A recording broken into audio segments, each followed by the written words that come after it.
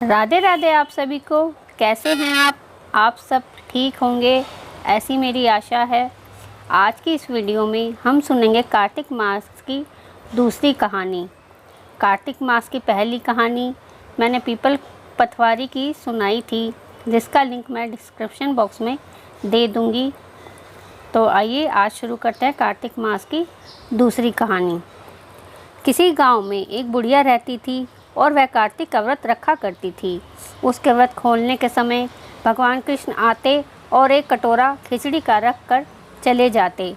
बुढ़िया के पड़ोस में एक औरत रहती थी। वह हर रोज़ यह देखा करती थी, उस बुढ़िया से जलती थी और ईर्ष्या करती थी। सोचती कि इस बुढ़िया का तो कोई नहीं है, फिर भी इसे खाने के लिए रोज़ खिचड़ी मिल ही जाती है। एक दिन कार्तिक का महीना था। बुढ़िया स्नान करने गंगा जी गई। पीछे से कृष्ण भगवान उसका खिचड़ी का कटोरा रख कर चले गए। पड़ोसन ने जब देखा कि खिचड़ी का कटोरा रखा हुआ है तो वह बुढ़िया के घर आई और खिचड़ी का कटोरा उठाकर घर के पीछे फेंक दिया। कार्तिक का स्नान करके जब बुढ़िया वापस आई तो उसने देखा कि आज उसका खिचड़ी का कटोरा नहीं था। बुढ़िया भूखी ही रह गई। बार बार बुढ़िया एक ही बात कहती, कहाँ गई मेरी खिचड़ी, कहाँ गया मेरा खिचड़ी का कटोरा। दूसरी ओर पड़ोसन ने जहाँ खिचड़ी फेंकी थी वहाँ एक पौधा उगा जिसमें 2 फूल खिले।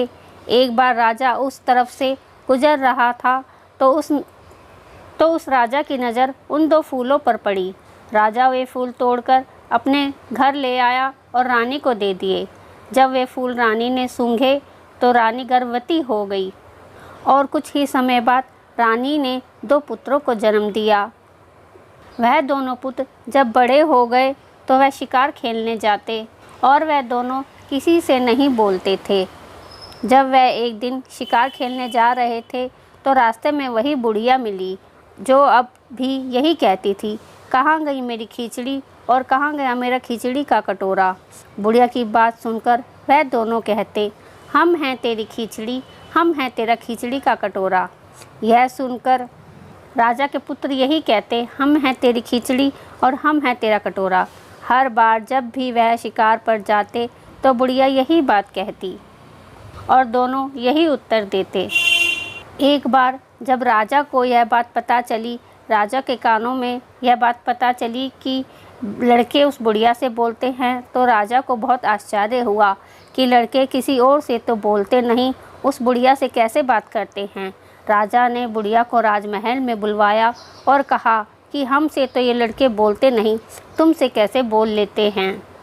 तब बुढ़िया ने कहा, महाराज मुझे नहीं पता कि ये दोनों मुझसे कैसे बोलते हैं।